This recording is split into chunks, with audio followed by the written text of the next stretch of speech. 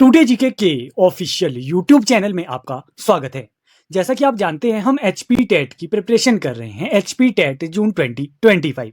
आज हम आपके लिए जीके सेक्शन में इंडियन पॉलिटी की एक मोस्ट इंपॉर्टेंट वीडियो लेके आए हैं, जिसमें आज हम पॉलिटी का पार्ट 1 डिस्कस करने वाले हैं। इस पार्ट 1 में हम मोस्ट इंपॉर्टेंट पॉइंट्स को यहाँ पर डिस्कस करने वाले हैं। ये एक तरीके से रिवीजन क्लास है, जिसमें हम इंडियन पॉलिटी के मोस्ट इंपॉर्टेंट टॉपिक जैसे कि संविधान सभा, कॉन्स्टिट्यूशनल असेंबली, प्रियम्बल हो गया, प्रस्तावना से रिलेटेड क्वेश्चंस को यहाँ से जो है वो डिटेल में डिस्कस करेंगे। आर्टिकल्स से क्वेश्चन आपके एग्जाम में बनते हैं, अनुच्छेद से, मौलिक अधिकार, मौलिक कर्तव्य, फंडामेंटल राइट्स, यहाँ से क्वेश्चन बन ही जाते हैं आपके एग्जाम में जीके सेक्शन में। आप एचपी टेट आर्ट्स के लिए तो ये वीडियो बहुत ही ज़्यादा हेल्पफुल रहने वाली है। तो स्टार्ट करते हैं आज की वीडियो को बिना टाइम वेस्ट किए। सबसे पहले बात करते हैं यहाँ पर, देखिए हम सबसे पहले ना एक मोस्ट इंपॉर्टेंट पॉइंट्स की यहाँ पर बात कर लेते हैं। जैसे कि आपके एग्जाम में एक क्वेश्चन बनता है कि मूल संविधान में कितने आर्टिकल्स थे और प्रेजेंटली कितने हैं। मूल संविधान में कितने फंडामेंटल राइट थे और वर्तमान में प्रेजेंटली कितने हैं। मूल संविधान यानी कि जब हमारा कॉन्स्टिट्यूशन बना ही था।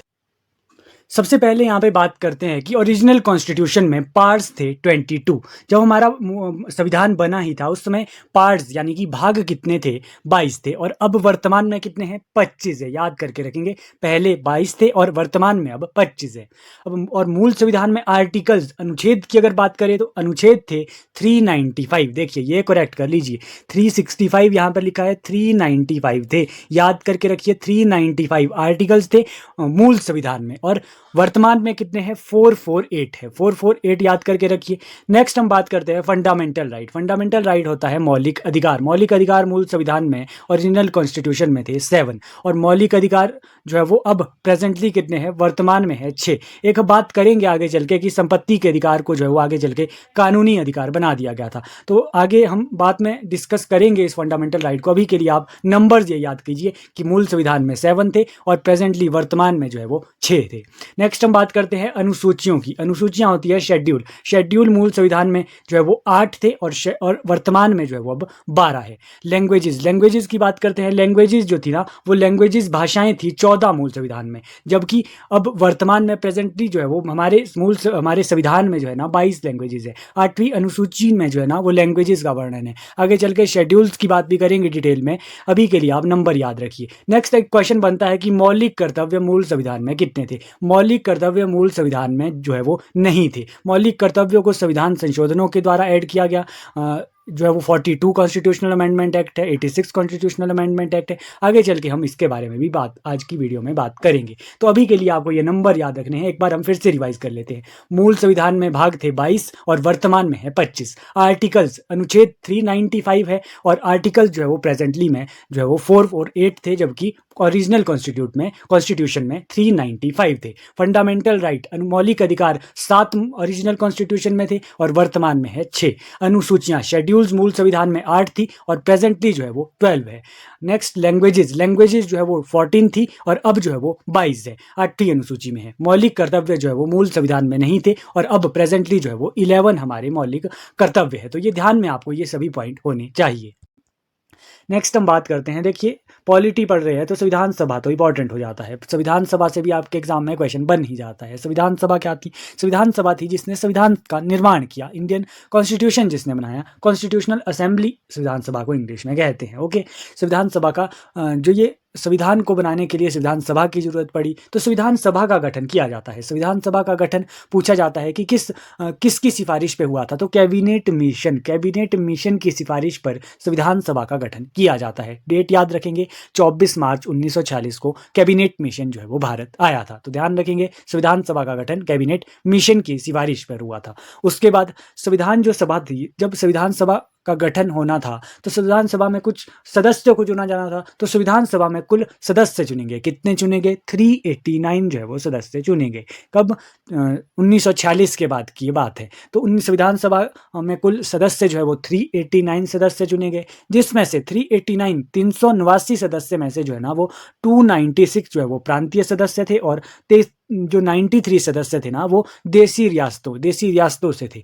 जो देसी रियासतों के राजा होते थे ना वही जो है वो सदस्य बनाए गए थे संविधान सभा के। तो इनका जो है वो इलेक्शन नहीं हुआ था, जबकि जो प्रांतीय सदस्य थे 296 इनका जो है वो एक इनडायरेक्ट इलेक्शन हुआ था। या ध्यान रखेंगे 296 में से भी 292 ब्रिटिश प्रांत से थे और 4 जो है वो चीफ कमिश्नरी से थे। तो ये ध्यान रखेंगे आप नंबर्स के कितने जो है वो कुल सदस्य थे जब संविधान सभा का गठन हुआ था। देखिए यहाँ से आपके एग्जाम में क्वेश्चन बन सकता है कि स्वतंत्रता के बाद, कि स्वतंत्रता जब हुआ था इंडिपेंडेंस के बाद जो है ना वो इन सदस्यों की, संविधान सभा के सदस्यों की जो है ना संख्या कम हो गई थी, क्योंकि पाकिस्तान का जो एरिया है, पाकिस्तान से भी कुछ प्रांत जो है वो इसमें आते थे, कुछ रियासतें आती थी, तो वो जो है वो इंडिपेंडेंस के बाद कम हो गई थी। तो इंडिपेंडेंस के बाद अगर आपसे संविधान सभा के कुल सदस्य पूछे तब आप बताओगे 299 सदस्य थे, जब जिसमें 229 सदस्य प्रांतीय सदस्य थे और 70 जो है वो थे वो रियासतों के सदस्य थे, देशी रियासतों के सदस्य थे। तो आपको ये ध्यान रखना है कि संविधान सभा का गठन कैबिनेट मिशन के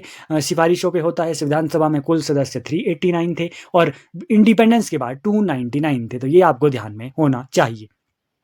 नेक्स्ट हम बात करते हैं संविधान सभा की। संविधान सभा की बैठकों की बात यहाँ पर कर लेते हैं, क्योंकि बैठकों से क्वेश्चन बन ही जाते हैं आपके HP टेट एग्जाम में कि जब संविधान सभा का गठन हो गया, जब संविधान सभा बन गई, अब क्या होगी, संविधान सभा के सदस्यों की मीटिंग्स होगी। तो कुछ मीटिंग्स हुई थी, तो पहली मीटिंग जो है वो पूछी जाती है कि पहली मीटिंग संविधान सभा की कब हुई। तो संविधान सभा की पहली मीटिंग जो है ना वो 9 दिसंबर 1946 को होती है। कब होती है, याद रखेंगे, डेट कई बार एग्जाम में पूछी गई है। 9 दिसंबर 1946 को जो है ना वो पहली मीटिंग होती है संविधान सभा की। उस मीटिंग में क्या होता है, एक अस्थायी अध्यक्ष यानी कि टेम्परेरी चेयरमैन जो है ना वो संविधान सभा का चुना जाता है। किसको चुना जाता है, क्वेश्चन पूछा जाता है। तो डॉक्टर सच्चिदानंद सिन्हा को एक अस्थायी अध्यक्ष संविधान सभा का चुना जाता है। कब, पहली मीटिंग, जब पहली बैठक जब संविधान सभा की हुई थी। कब हुई थी, 9 दिसंबर 1946 को हुई थी।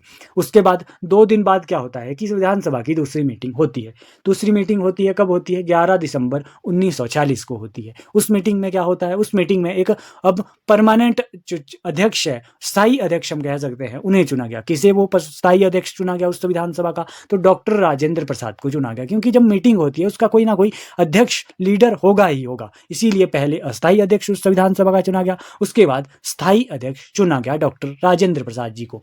उसी मीटिंग में एक संविधान सभा के संवैधानिक सलाहकार भी चुने गए। किसे चुना गया, BN राव जी को जो है वो संविधान सभा के संवैधानिक सलाहकार के रूप में चुना गया। अब 2 मीटिंगें हो गई, एक हुई 9 दिसंबर 1946 को और दूसरी हुई 11 दिसंबर 1946 को। अब तीसरी मीटिंग भी होती है। तीसरी मीटिंग कब होती है विधान सभा की, तीसरी मीटिंग होती है फिर से 2 दिन बाद। दूसरी हुई थी 11 दिसंबर को और तीसरी होती है 2 दिन बाद 13 दिसंबर 1946 को तीसरी मीटिंग होती है। उस मीटिंग में क्या होता है, देखिए तीसरी मीटिंग से जो है वो पंडित जवाहरलाल नेहरू जी, आप जानते होंगे, पंडित जवाहरलाल नेहरू जी ने जो है वो उद्देश्य प्रस्ताव पेश किया। उद्देश्य प्रस्ताव क्या था, उद्देश्य प्रस्ताव को इंग्लिश में कहते हैं ऑब्जेक्टिव रेजोल्यूशन। वो एक ऑब्जेक्टिव उद्देश्य प्रस्ताव लाए। उसमें क्या था कि किस तरीके से हमारा संविधान होना चाहिए, क्या क्या चीज़ें उसमें होनी चाहिए, ये एक तरीके से उसमें था।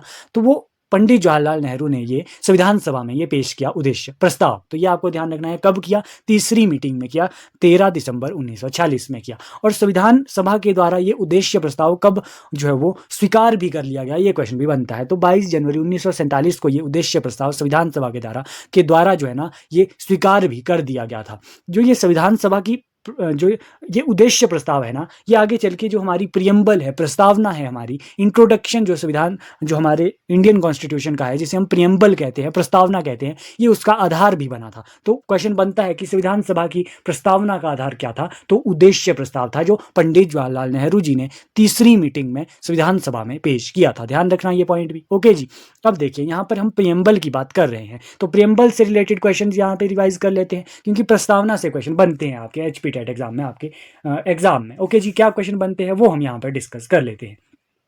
सबसे पहला क्वेश्चन तो आपको ये पता होना चाहिए कि प्रियम्बल होता क्या है। प्रियम्बल क्या है, एक तरीके से आप समझ सकते हैं इंट्रोडक्शन है हमारे इंडियन कॉन्स्टिट्यूशन की, कि क्या क्या विशेषताएं हमारे संविधान की वो उसमें लिखा हुआ है। तो जैसे कि क्वेश्चन यहाँ से बनता है कि प्रस्तावना का जो एक आइडिया है कि हमारी इंडियन कॉन्स्टिट्यूशन की भी एक प्रियम्बल होनी चाहिए, प्रस्तावना होनी चाहिए। इसका आइडिया हमें कहाँ से आया था, तो ये संविधान सभा, ये जो आइडिया था ना, ये लिया गया है USA के कॉन्स्टिट्यूशन से। USA के यानी कि अमेरिका के कॉन्स्टिट्यूशन से जो है ना प्रस्तावना प्रस्तावना का विचार लिया गया था। जबकि प्रस्तावना की जो भाषा है, जैसे कि लिखा है we the people of India, ये जो भाषा है ना, ये ऑस्ट्रेलिया से ली गई है। तो ये दो अलग अलग क्वेश्चन है। प्रियम्बल का आइडिया यूएसए से लिया गया और प्रियम्बल की लैंग्वेज, भाषा का आइडिया जो है ना, वो ऑस्ट्रेलिया के संविधान से लिया गया था। तो ये याद रखना। प्रियम्बल से और क्या क्वेश्चन बनते हैं? प्रियम्बल से क्वेश्चन बनते हैं कि प्रियम्बल में जो है ना, वो आगे बाद में 1976 में जो है वो 3 शब्द जोड़े जाते हैं। कौन कौन से वो शब्द थे? समाजवादी, धर्मनिरपेक्ष और अखंडता, सोशलिस्ट, सेकुलर एंड इंटीग्रिटी। ये 3 शब्द जो है ना हमारी प्रियम्बल में बाद में ऐड हुए थे। पूछा जाता है कि कौन से कॉन्स्टिट्यूशनल अमेंडमेंट एक्ट, कौन से संविधान संशोधन से जो है ना वो ये 3 शब्द हमारी प्रस्तावना में ऐड हुए थे। तो ये हुए थे 42nd कॉन्स्टिट्यूशनल अमेंडमेंट एक्ट, 42वें संविधान संशोधन 1976 1976 के तहत जो है ना प्रस्तावना में 3 शब्द ऐड किए गए। कौन कौन से? समाजवादी, धर्मनिरपेक्ष और अखंडता। याद रखना, ये पॉइंट कई बार एग्जाम में पूछा गया है।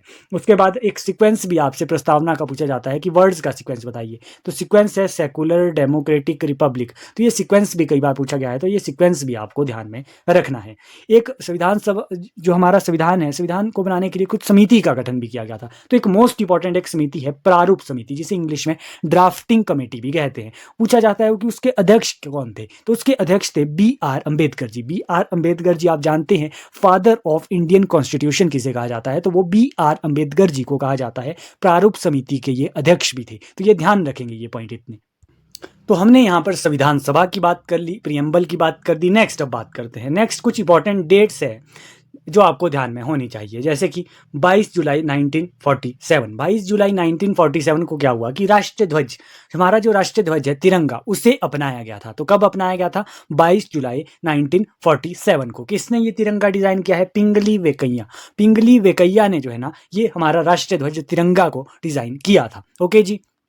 नेक्स्ट हम बात करते हैं, नेक्स्ट डेट है 26 नवंबर 1949। 26 नवंबर 1949 को हमारा संविधान बनकर तैयार हो गया था। तो ये डेट आपको याद होनी चाहिए। 26 नवंबर 1949 को संविधान बनकर तैयार हुआ। कितना टाइम लगा हमारे संविधान को बनने में? 1946 से हमारी संविधान सभा जो है वो गठित थी। तो उसके बाद जो है वो हमें हमारे संविधान को बनने में 2 साल 11 महीने 18 दिन लगे थे। तो ध्यान में ये पॉइंट भी आपका होना चाहिए कि संविधान को बनने में कितना समय लगा, संविधान बनकर कब तैयार हुआ? 26 नवंबर 1949 को। और हमारा संविधान लागू कब हुआ? 26 जनवरी 1950 को हमारा संविधान लागू हुआ। और 26 जनवरी 1950 को ही अशोक जो स्तंभ है हमारा राष्ट्रीय चिन्ह, उसे भी अपना लिया गया था। तो अशोक स्तंभ भी जो है वो 26 जनवरी 1950 को अपना गया था। उससे 2 दिन पहले क्या हुआ था? उससे 2 दिन पहले 24 जनवरी 1950 को राष्ट्रगीत हमारा अपनाया गया, राष्ट्रगान हमारा अपनाया गया और प्रथम राष्ट्रपति बने हमारे राजेंद्र प्रसाद जी। आपको पता होना चाहिए राष्ट्रगान जनगण मन है, राष्ट्रगीत वंदे मातरम है। तो ये जो है वो कब?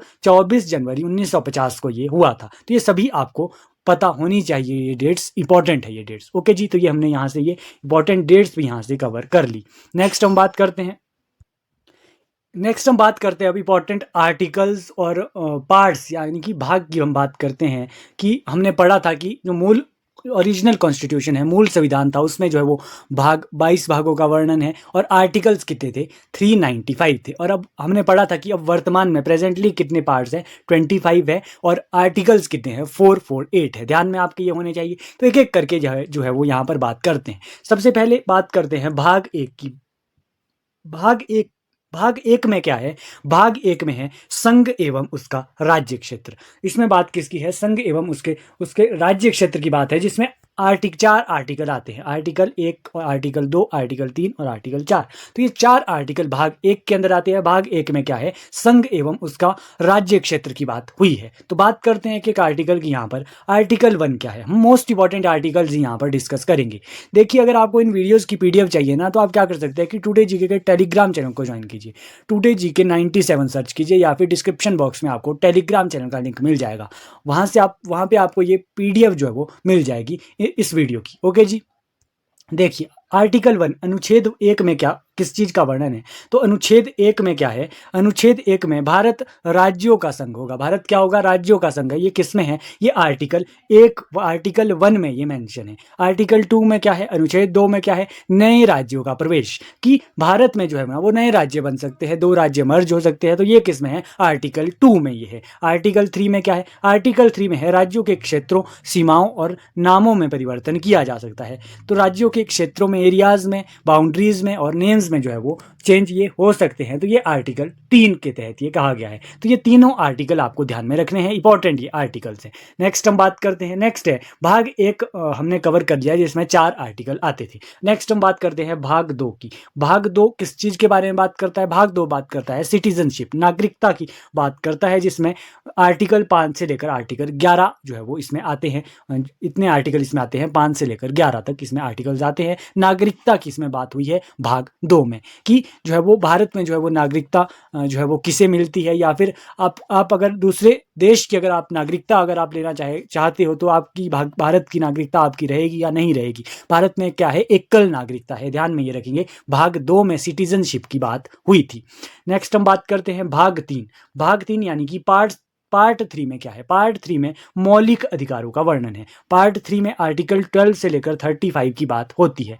तो ये ध्यान में रखेंगे, भाग 3 में क्या है, मौलिक अधिकार है। कितने कौन कौन से आर्टिकल इसमें आते हैं? आर्टिकल 12 टू 35, 12 से 35 तक जो है वो इसमें आर्टिकल आते हैं। भाग 3 को most important question Magna carta of Indian constitution कहा जाता है। किस पार्ट को जो है वो Magna carta of Indian constitution कहा जाता है? तो भाग 3 को कहा जाता है। आपसे क्वेश्चन बनेगा कि जो मौलिक अधिकार है, मौलिक अधिकार का जो आइडिया है वो कौन से देश के कॉन्स्टिट्यूशन से लिया गया है? तो यूएसए के कॉन्स्टिट्यूशन से जो है वो मौलिक अधिकार, फंडामेंटल जो राइट्स है उसका आइडिया लिया गया है। तो हम बात करते हैं यहाँ पर फंडामेंटल राइट्स की। जब बात कर रहे हैं तो आपसे पूछा जा सकता है कि जो हमारा मूल संविधान है, ओरिजिनल कॉन्स्टिट्यूशन है, उसमें कितने फंडामेंटल राइट थे? तो हमने स्टार्टिंग में ही पढ़ लिया था कि 7 उसमें फंडामेंटल राइट थे। और आज हमारा जो प्रेजेंटली वर्तमान में हमारे इंडियन कॉन्स्टिट्यूशन में जो है ना वो 6 मौलिक अधिकार है। तो बात करेंगे कि कौन कौन से मौलिक अधिकार है और कौन सा मौलिक अधिकार जो है वो अब कानूनी अधिकार बन गया है, तो उसके बारे में बात करने वाले हैं। तो हमें पता है कि कितने मौलिक अधिकार है। मौलिक अधिकार है 6 मौलिक अधिकार है वर्तमान में, और एक था 7 मौलिक अधिकार थे मूल संविधान में। ओके जी, सबसे पहले बात करते हैं यहाँ पर 6 मौलिक अधिकार की। सबसे पहले बात कर लेते हैं जो कि हमारे इंडियन कॉन्स्टिट्यूशन में है। कौन कौन से हैं? सबसे पहले है समानता का अधिकार, right to equality. Right to equality है कि कानून के समक्ष जो है वो सभी समान है, समानता का अधिकार है, राइट है हमारा। ओके जी। सेकंड है स्वतंत्रता का अधिकार, right to freedom. Okay ji. Third है शोषण के विरुद्ध अधिकार, राइट अगेंस्ट एक्सप्लॉइटेशन। फोर्थ है धार्मिक स्वतंत्रता का अधिकार, राइट टू रिलीजियस फ्रीडम। और पांचवा है शैक्षिक एवं सांस्कृतिक अधिकार, एजुकेशनल एंड कल्चरल राइट जिसे कहते हैं। और छठा है मोस्ट इंपॉर्टेंट संवैधानिक उपचारों का अधिकार, राइट टू कॉन्स्टिट्यूशनल रेमेडीज। ये कौन कौन से आर्टिकल्स में आते हैं? समानता का अधिकार आता है आर्टिकल 14 से लेकर 18 तक। स्वतंत्रता का अधिकार आता है 19 से 22। शोषण के विरुद्ध अधिकार आता है आर्टिकल 23-24 में। धार्मिक स्वतंत्रता का अधिकार का वर्णन है आर्टिकल 25 से 28 में। शैक्षिक एवं सांस्कृतिक अधिकार, एजुकेशनल एंड कल्चरल राइट आता है आर्टिकल नंबर 29 और 30 में। और संवैधानिक उपचारों का अधिकार आता है आर्टिकल नंबर 32 में। देखिए यहाँ पर आप देख पा रहे होंगे कि आर्टिकल 31 मिसिंग है। क्यों? क्योंकि इसमें क्या था कि सबसे पहले जो आर्टिकल 31 था ना वो था संपत्ति का अधिकार, वो हमारा 7वां वो हमारा फंडामेंटल राइट था। अब ये फंडामेंटल राइट नहीं है, अब ये क्या है, कानूनी अधिकार है। तो क्वेश्चन आपसे एचपी टेट एग्जाम में पूछा जाता है कि कौन से संविधान संशोधन से संपत्ति के अधिकार को फंडामेंटल राइट से बदलकर कानूनी अधिकार, मौलिक अधिकार से बदलकर कानूनी अधिकार बना दिया गया था? तो 44वें संविधान संशोधन 44th कॉन्स्टिट्यूशनल अमेंडमेंट एक्ट 1978 से जो है ना वो संपत्ति के अधिकार को मौलिक अधिकार से बदलकर कानूनी अधिकार बना दिया, और उसे जो है वो आर्टिकल 300A में रखा गया। पार्ट 12 में जो है वो ये अब संपत्ति का अधिकार है। तो ध्यान में ये रखेंगे, मोस्ट इंपॉर्टेंट ये क्वेश्चन है जो मैं आपको ये कॉन्स्टिट्यूशनल अमेंडमेंट एक्ट संविधान संशोधन करा रहा हूँ ना, ये भी आपके लिए इंपॉर्टेंट है। जैसे कि एक इससे पहले हमने पढ़ा 42वां संविधान संशोधन, उससे क्या था, 3 शब्द प्रियम्बल में जोड़े गए। वो 1936 का जो है वो 76 का हमारा कॉन्स्टिट्यूशनल अमेंडमेंट एक्ट था, जिसे लघु संविधान, मिनी कॉन्स्टिट्यूशन भी उसे कहा जाता है।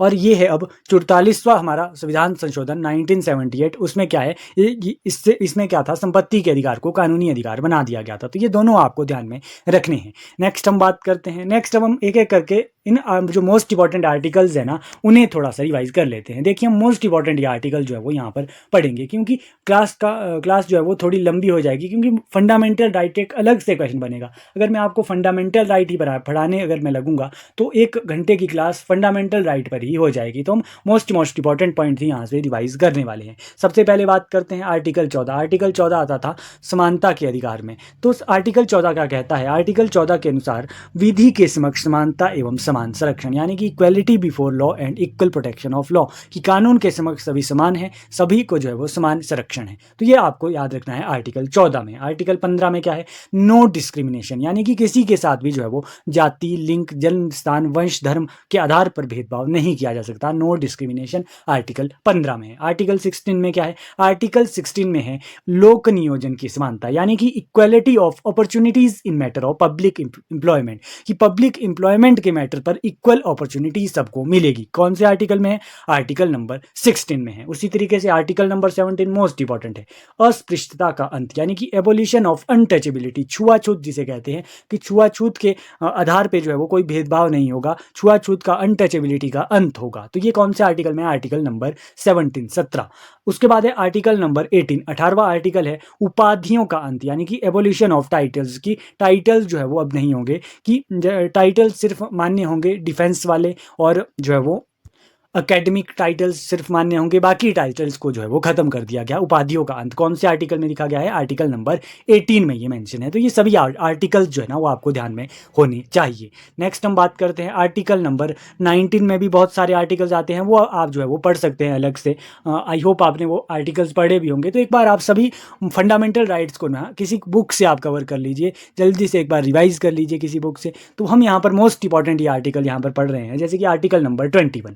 आर्टिकल नंबर 21 फेवरेट आर्टिकल है आपका, protection of life and personal liberty, प्राण एवं दैहिक स्वतंत्रता।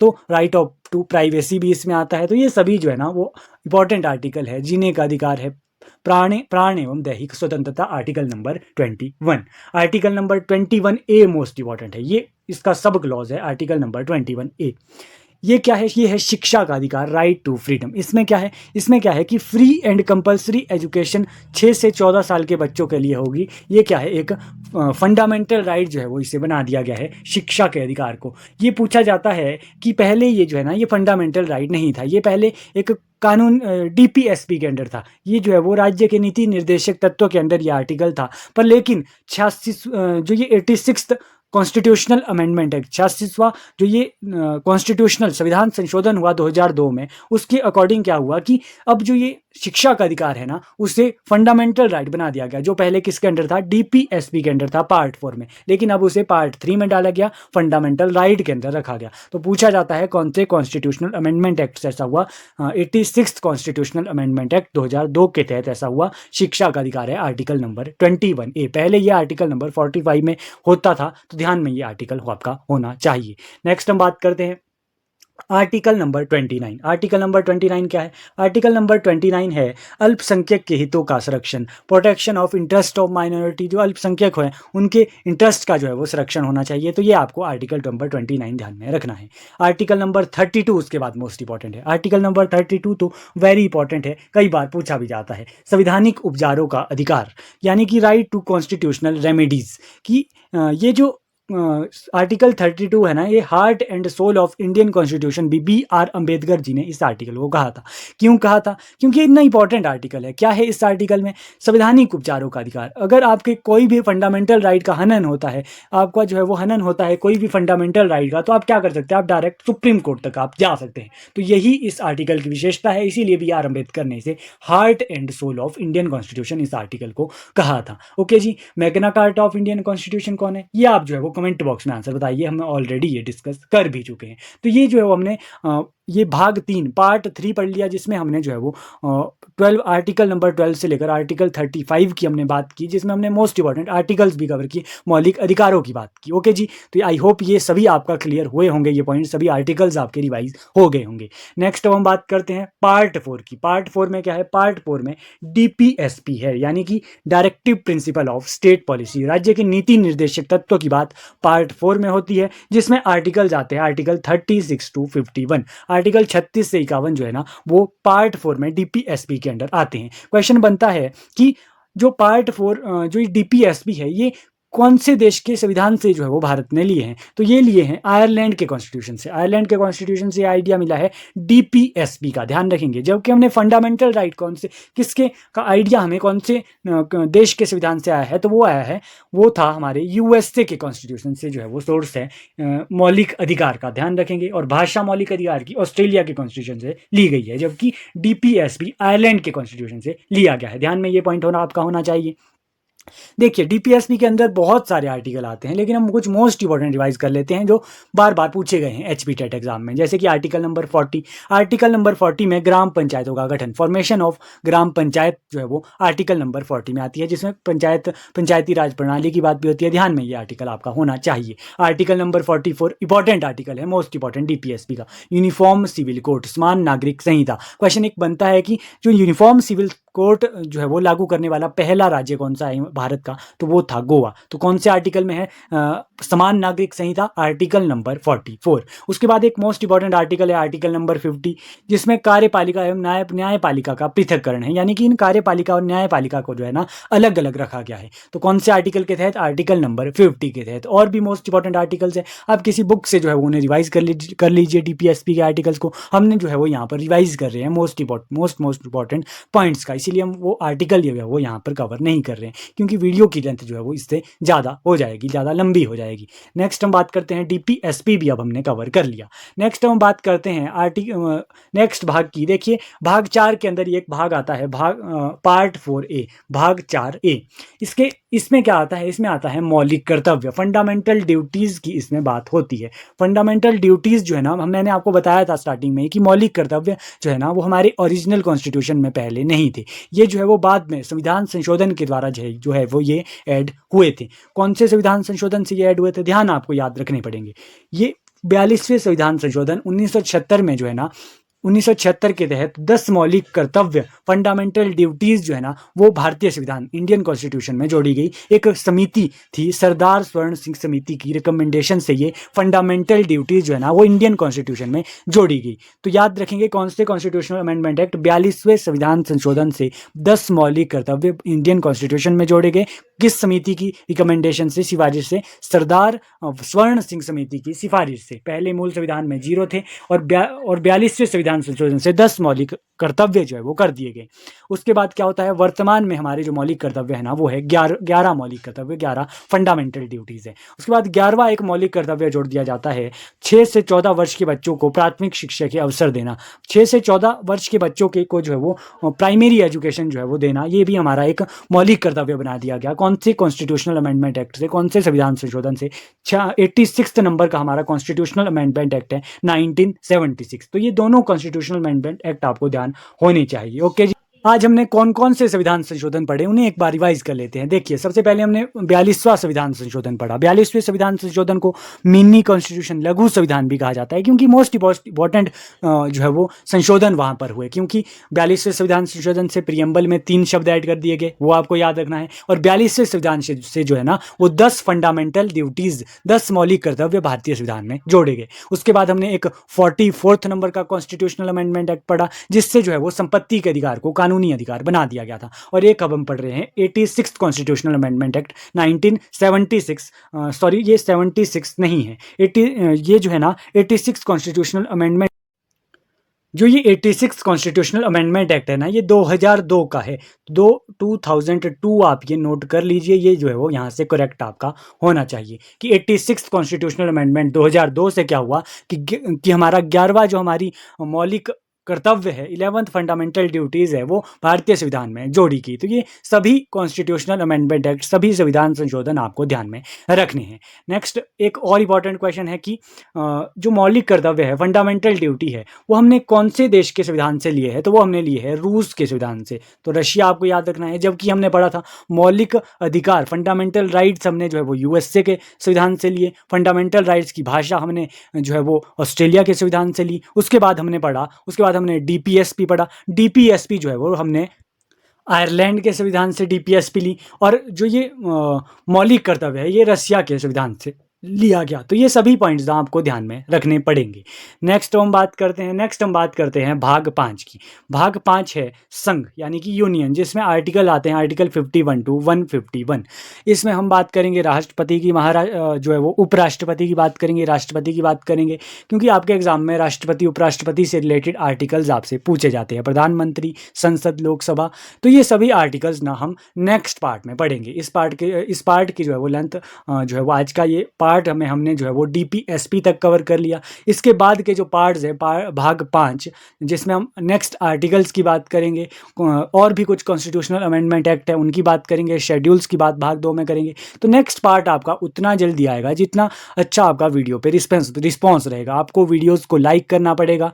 इस वीडियो पे आपका अच्छा रिस्पॉन्स आना चाहिए। वीडियो को आपको लाइक करना है, ज़्यादा से ज़्यादा वीडियोज़ पे जो है वो कमेंट करने हैं, ज़्यादा से ज़्यादा वीडियो को शेयर करना है, ताकि मैक्सिमम लोगों की यहाँ से HP टेट एग्ज़ाम में हेल्प मिल सके। देखिए आप 2 क्वेश्चन का आंसर आप कमेंट बॉक्स में बताएंगे कि जो 42वां संविधान संशोधन है उसके तहत जो है वो क्या क्या हुआ था। 42वें संविधान संशोधन जो है वो 1976 के तहत क्या क्या हुआ था, ये चीज़ आप बताएंगे। और जो फंडामेंटल ड्यूटीज़ है, फंडामेंटल ड्यूटीज़ जो है ना वो 11वीं फंडामेंटल ड्यूटी, 11वां मौलिक कर्तव्य, वो कौन से कॉन्स्टिट्यूशनल अमेंडमेंट एक्ट से जो है ना वो भारतीय संविधान में जोड़ा गया। तो ये आपका कमेंट बॉक्स में आंसर आना चाहिए। ओके जी, ऐसी वीडियो देखने के लिए टुडे जीके के चैनल को लाइक करें, ज़्यादा से ज़्यादा जो है वो सब्सक्राइब करें चैनल को अगर अभी तक आपने सब्सक्राइब नहीं किया है, ताकि ऐसी वीडियोज़ की आपको अपडेट मिलती रहे। Thank you so much. मिलते हैं नेक्स्ट पार्ट में।